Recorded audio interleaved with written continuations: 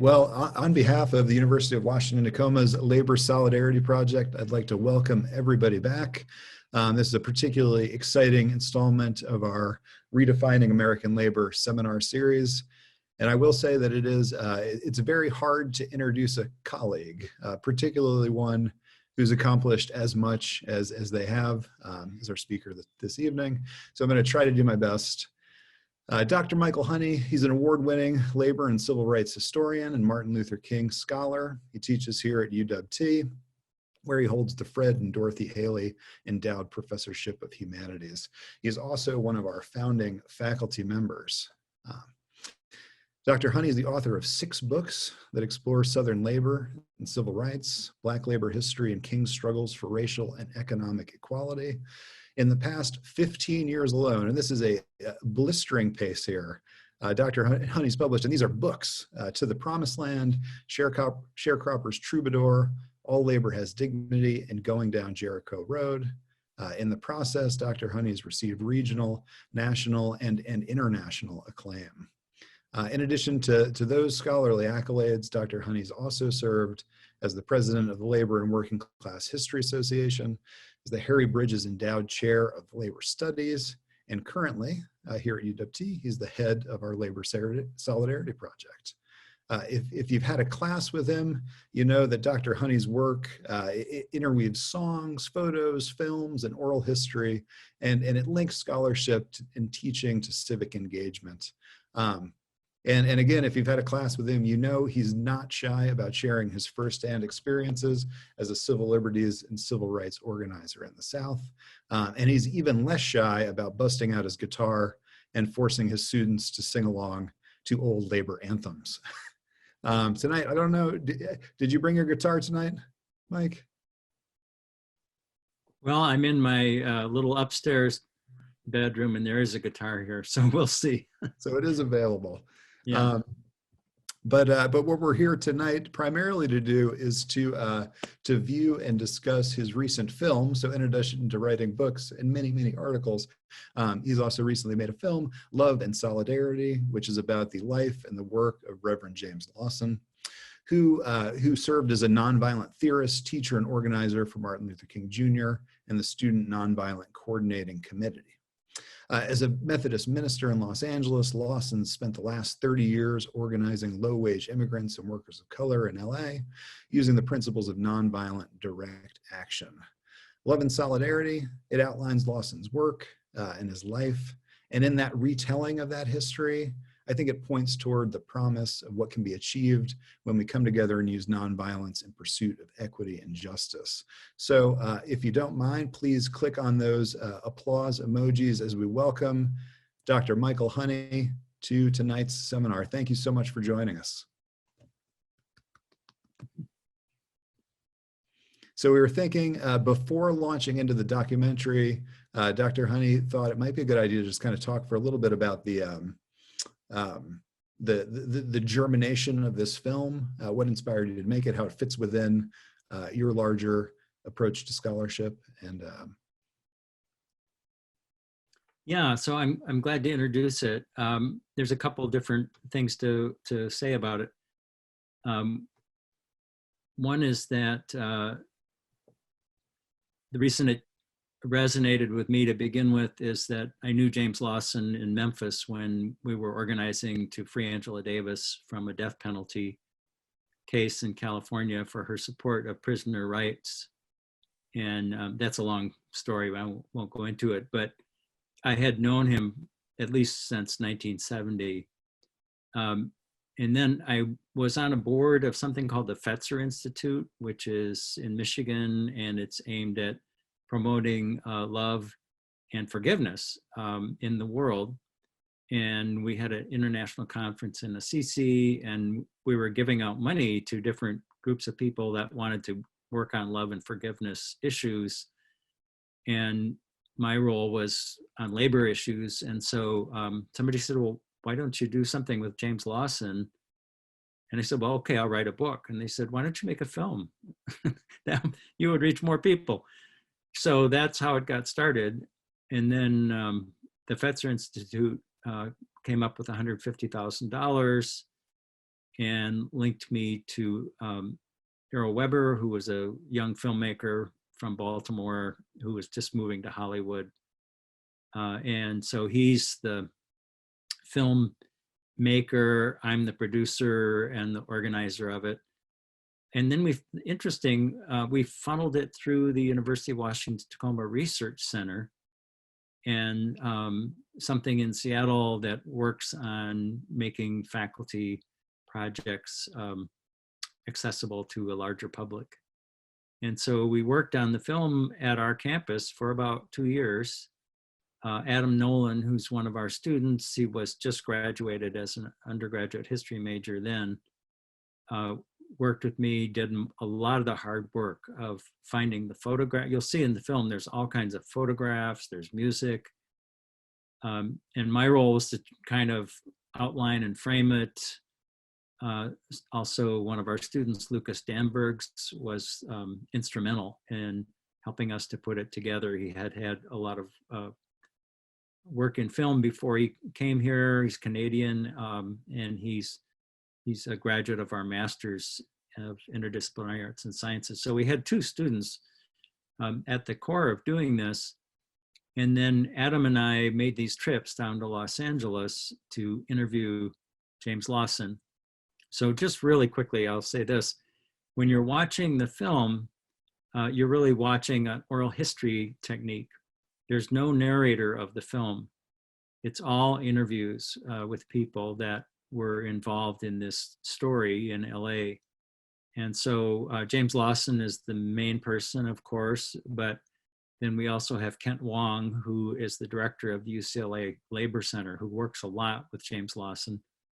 And they've done a class for years on nonviolence as an organizing technique, relating it especially to the labor movement, because it's the Labor Center at UCLA, and they're really based in the community rather than on the campus. So Kent, you'll see as a kind of an interpreter of James Lawson. And then another person that's very important is Maria Elena Durasso, who at the time we did the interviews was the head of the LA County Federation of Labor. And now she's a state legislator. And then you'll find several students who were involved in trying to fight for DACA rights, trying to, people who are born in the United States who are undocumented. And there's been a big fight for years now to try to give them citizenship or a path to citizenship. So then they tell their story. And then the story as a whole is taking us from the Martin Luther King theory of nonviolent direct action and the Student Nonviolent Coordinating Committee and practice of in the 1960s, and then how Lawson took that framework into another place entirely, which was Los Angeles, and utilized that same framework to help build the labor movement, the civil rights movement, immigrant rights movement. He's famous in LA. He was the pastor at Holman United Methodist Church, the largest Black church congregation, I think, in Los Angeles. And so the story then goes from the Deep South through what the narrators are telling us into Los Angeles, and it changes shape dramatically, going from Black civil rights to immigrant civil rights and to Latinx issues, DACA issues, student issues. And then it brings us right into the present by the end of the film. So the purpose is to show how these things can be connected, and also how the theory and practice of nonviolence works, what it actually does, the work that it does. So maybe as people are watching this, they can think about the issues of, okay, how does this relate to now? Nonviolence is not a abstract theory. It's a practice as much as it is a theory. And so Lawson will explain this to us. It's very short for covering all this material. It's 38 minutes long, so we should have plenty of good time to talk. One other thing to know is that while the American labor movement has been beaten down everywhere in the United States, in Los Angeles, it has expanded. It has grown. The mayor, all the officials in Los Angeles, they're really responsive to the labor movement because it's really organized. And that's partly because of James Lawson. He's not the motor force, it's the workers themselves that are doing it. But as you'll see in the film, he helps to provide a framework and a method that becomes indispensable in what they do. You'll see the Justice for Janitors and various campaigns in LA sort of referred to very briefly. And if you really want to know about this, there's a book called The LA Story, which is by Ruth Milkman, which takes you into depth how they rebuilt immigrant workers and the future of the US labor movement. So that's my introduction, and hope people can maybe jot a few questions down. We already have a few, I think, at the end of the film, and I'll be glad to then have a little dialogue. Excellent. Yeah, and as always, feel free as you're viewing to record any questions that you'd like to work into the post-film conversation, into the chat feature that should still be up and available as we view the film. Thanks for the introduction. I'm curious to know, as Casey sort of cues up the documentary, do you feel like has this work sort of resonated more than your written work? Sort of shifting into the genre. No, I don't know if more, but yeah. Well, I'll give you a good example of why it's been valuable to put it on film. I did a talk at Cerritos Community College when my book, To the Promised Land, came out. So we decided to do two sessions. One was a book session, To the Promised Land, Martin Luther King and the Fight for Economic Justice, really gives us an overview of the King story, but updated to, reflect King's work in economic justice and labor rights. And this has been the major contribution I've made to the literature on Martin Luther King, is that his story goes way beyond civil rights, and it goes right into the heart of all the issues we're fighting with today about healthcare, housing, labor rights, economic justice, education, all those things. That was the promised land for King. It was the second phase of the movement, as he put it. So that's what I was there to do, was to talk about that book. But then we put on a second session where we just showed the film. And then I got to really meet a lot more students. There was about 150 students in the room. Cerritos Community College is majority Latinx. So these kids were seeing something, they were hearing about a book to begin with about King, which most people associate with Black civil rights and freedom struggles. And they were okay with that. And then when we got into the film, though, they could see the struggles that they were going through in LA, and they were very responsive. We had a great discussion. So the thing that's good about a film is it's right now, and you can talk about it right now. Yeah, excellent. Well, let's watch it right now, and then we'll talk about it right after. Casey, you ready?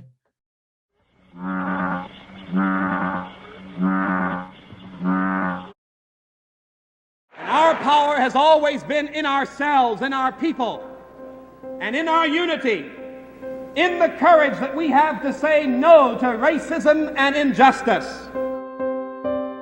The concept of nonviolence is a 20th century term coined by Mohandas Gandhi of India. Gandhi also goes on to say that love is power. It's the most creative power of the universe, and it's the greatest force, he says, that is available to humankind. And humankind needs to learn how to use it. A laborer deserves his wages. I think wages of people who do the work is an essential ingredient of justice and of community. I think the human species was created primarily to learn to work. Physical work, intellectual work, artistic work, community work, social work. We have to work as human beings because it feeds our dignity. It feeds our sense of making a contribution. It feeds our sense of taking care of ourselves. And so all work has dignity to it, is what Martin King said. All labor has dignity. And so work is not primarily for wages, but we ought to be able to benefit from our work, especially the work that we do outside of the home and in the larger community. They cannot support the simple right of the ordinary man and woman in this society to have the full dignity of their work and their wages. And we must begin to tell the Democratic Party, stand up and be counted for human rights and for human dignity.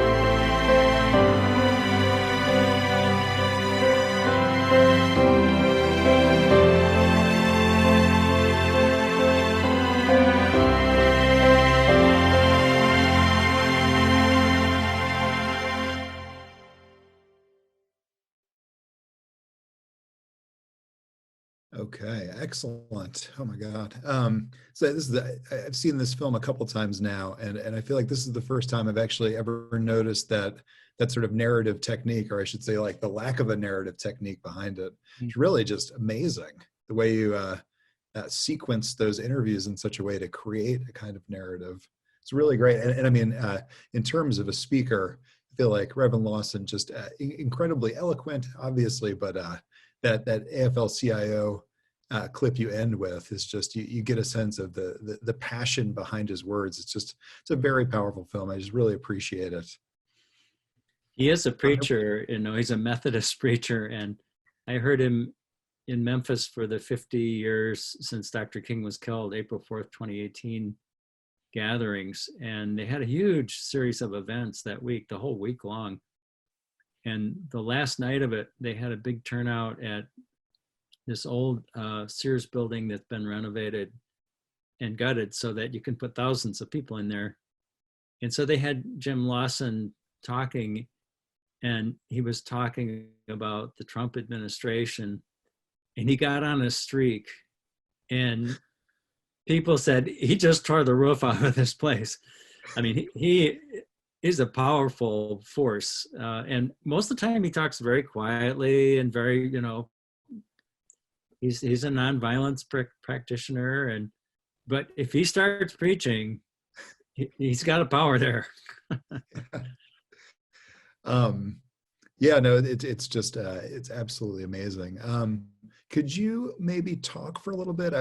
We've got students who have authored questions ahead of time, and I was thinking a number of us have read the introduction to your most recent book, To the Promised Land. And one of the lines that really always sticks out to me from that chapter in particular is your quote, you know, how we remember King matters. And I think that this film does a really good job of sort of placing King in a much larger context. And I think, I was wondering if you could just talk about how by sort of by expanding our understanding of the civil rights movement and into sort of looking beyond that kind of like great person theory of history and including others, how does that change the way we see the past and maybe even think about our current situation? Well, you know, the fact that we have this annual holiday named after Martin Luther King gives us an opportunity to talk about nonviolence and the theory and the practice, and about economic equality and what it means. And so I've seen this over the years as we've had these annual events, and usually they're kind of celebrations, and you know, rightly so. It's a time for people to talk about what they're doing in their schools, and you know, high school principals and city officials and legislators. Everybody comes out, and they all want to share a piece of the King legacy because people can see it as this very positive thing that he left behind, despite, you know, the tragic death at the end. And for many years, that celebration kind of seemed like missing the point a little bit, in the sense that it could become kind of like a hero worship, or it could also be just, aren't we great? Just kind of patting ourselves on the back. And that's not as good as really getting the whole picture that King was putting across. And so what King said, and what I repeat in my books, is that there were two phases to the Black freedom movement. When I say Black freedom, I mean freedom, period, but starting with the Black freedom movement. And the first phase was to be able to get your citizenship rights, because if you couldn't vote, if you didn't have equal rights before the law, if you didn't have due process, the things that are in the 13th and 14th and 15th Amendments to the Constitution, under segregation, you didn't have any of those rights. So King said, there's all kinds of things wrong in the world, but we have to tackle this one before we can be effective and do anything about any of the rest of it. So in 1964, we won the Civil Rights Act, which was equal rights and due process before the law. In 1965, the Voting Rights Act, which the Supreme Court has really damaged in our time, but which is intended to make it possible for every person to vote freely and to not be intimidated and not be knocked off the rolls by some subterfuge, which is what's going on now. So anyway, King said, well, we've kind of passed the first phase of the revolution, which is that we now have standing. We now have the power of the vote. So what is, he said, but that is not all of the issue. The issue is the whole issue, which is about violence, poverty, racism, injustice, and economic inequality, not only in the US, but in the world. So he was thinking, in the biggest terms, the way Gandhi would think, or other people who have had a huge impact on history would talk about these issues. And King really had a genius for this, but that period of the second phase, what he called the second phase, from 65 to 68, that often was sort of not ignored exactly, but just wasn't explained. It wasn't put into context. So that's a lot of what my work has been doing, is documenting the Memphis sanitation strike, the Poor People's Campaign in 1968. He was moving, shall we say, beyond civil rights. Not that civil rights ever becomes less important, but that the things that James Lawson says, I think, encapsulate it very well. That we want the whole story. We want the whole picture.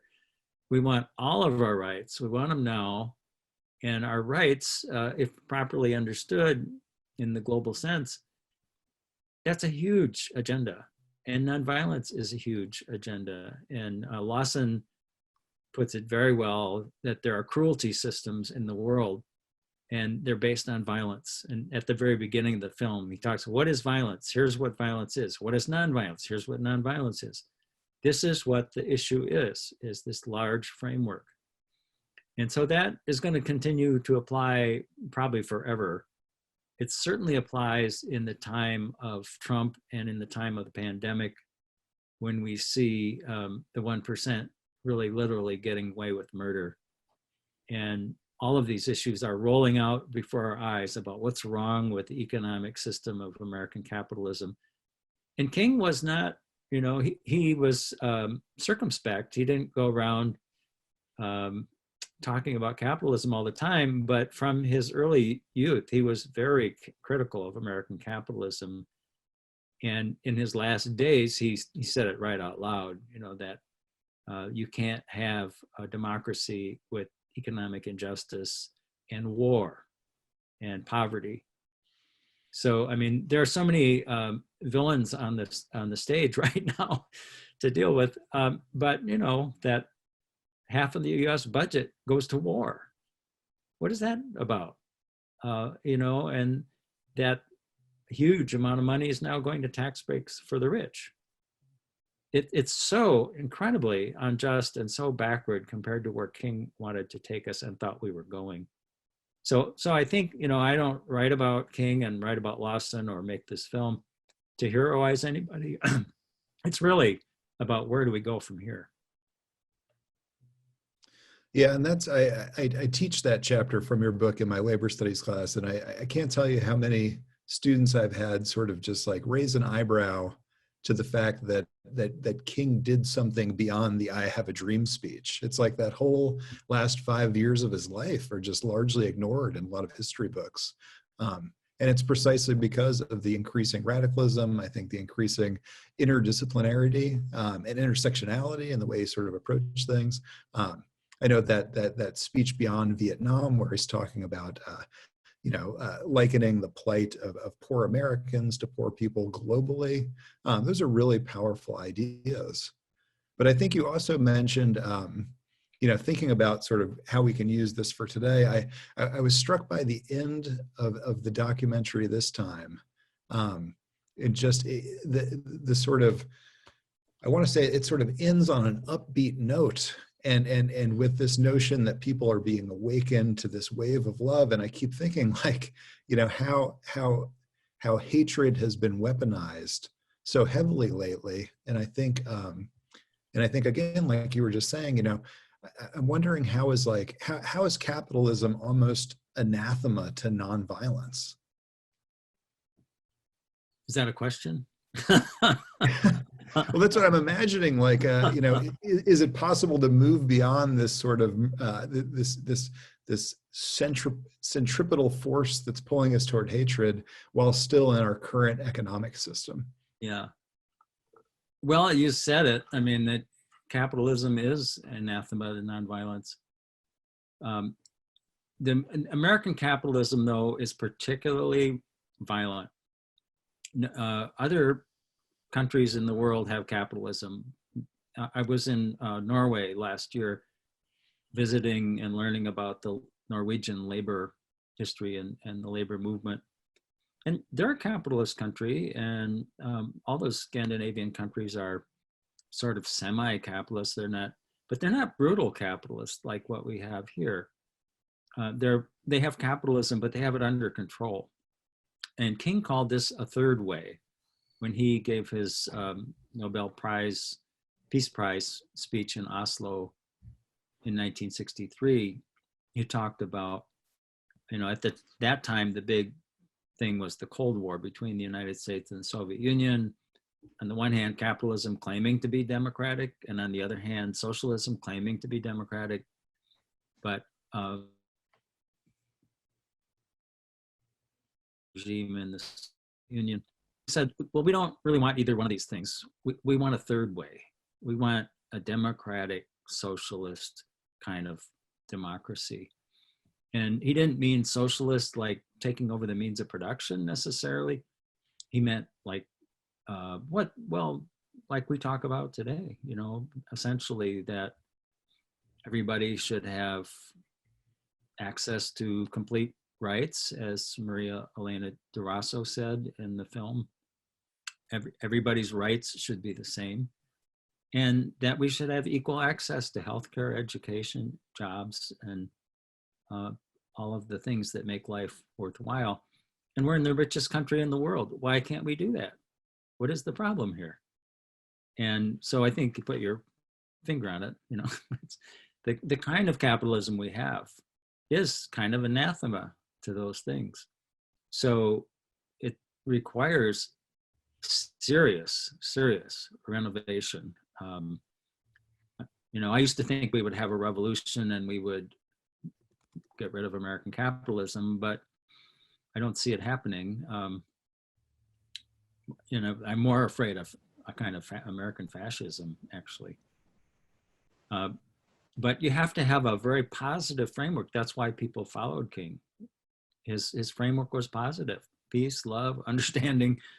This is the way forward. And I think that's the only way we can really build a counter to this brutal kind of capitalism that we have. Gotcha. Thanks. I've got a question from a student, Marissa, who I'm going to unmute so she can ask her question here. Hold on one second. Okay, cool. You're on, Marissa. I read a snippet from To the Promised Land, and that's wonderfully written, by the way. And there was a part where you had King mentioned the power in numbers when he referred to the Pharaoh and the slaves. What do you think truly restricts us from allowing our voices to be heard? It's known we aren't happy with the way certain things are done. Do you think it's a lack of education, or do laws in place really restrict our freedom of speech? Well, one of our biggest problems is that we don't have full and equal access to the means of communication. One of the things that a lot of people have been working on for the last many years is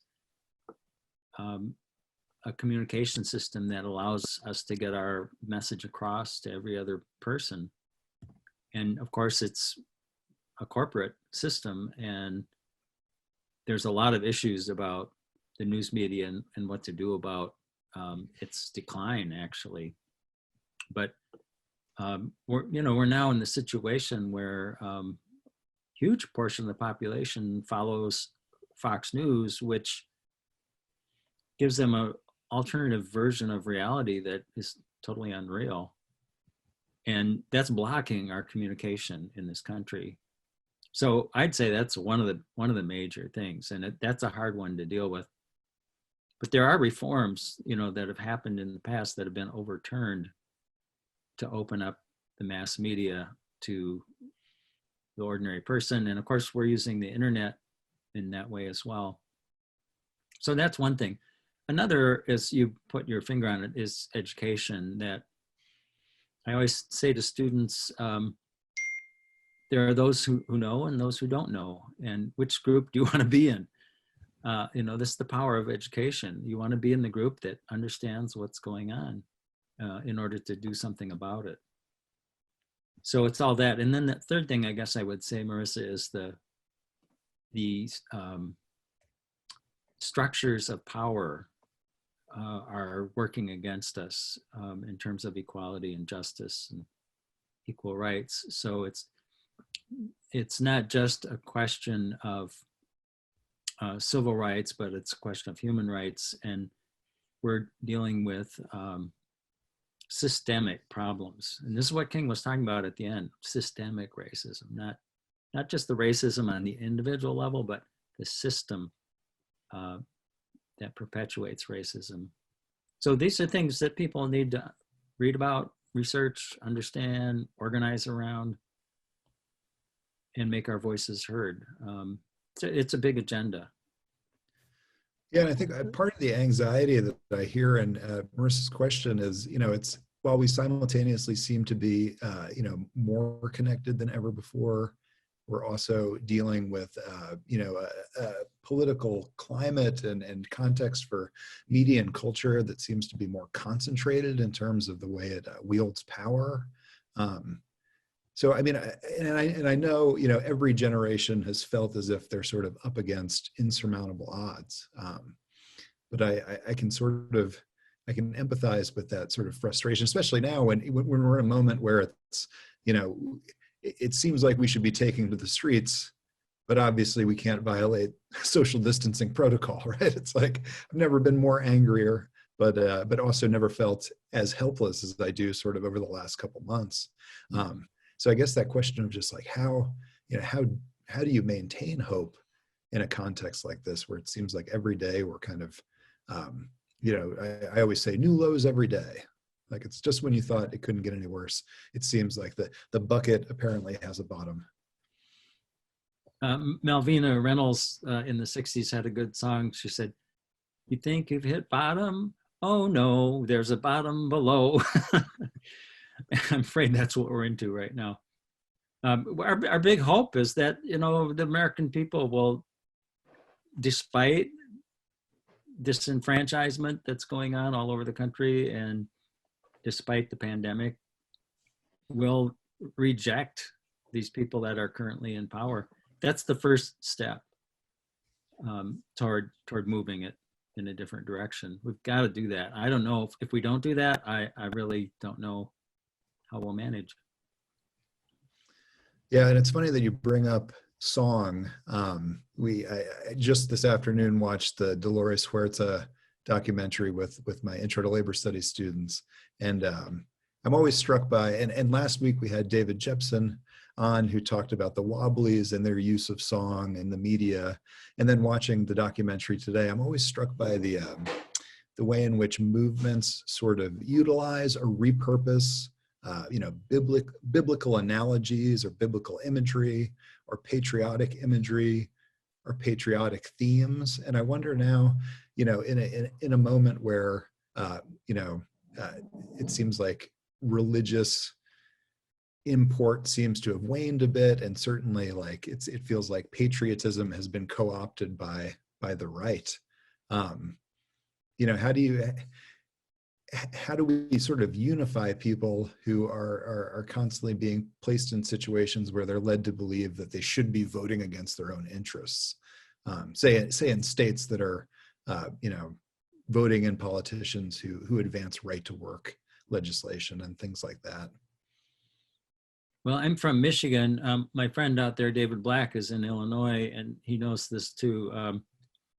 We're from the Midwest, where Trump had, the reason he won that election in 2016 was Ohio, Michigan, Pennsylvania, Wisconsin, those 4 states in particular. And the way he did it was by pulling the wool over people's eyes about working class issues. There's a vast number of damaged, hurt people in working class communities that once were strong industrial areas and now have lost 5 million manufacturing jobs in the 80s, 90s, and beyond. But, that's been going on since Ronald Reagan and even a little before that. So unless we can really focus on those class issues and provide some answers, things are not going to move forward. And it's very frustrating that, particularly in the South, which is a lot of my research is on the South, people in the hardest hit places with the least healthcare, with the worst education, that desperately need federal support, federal dollars, and need the civil rights laws. These are the areas where white supremacy is still so strong. And, it's a historical struggle to try to overcome that. It's not impossible. Some of those people voted for Barack Obama, because they saw hope. So I think it can happen again. Nice. And I think your film, points to the degree to which Lawson was able to bring together sort of disparate, and at times, at least initially, antagonistic communities of workers in the same physical space, and sort of unite them, through a common understanding of their shared mutual interests, right? We had a question that gestures back. I know we've been talking about the present, and I do want to get back to Lawson's work.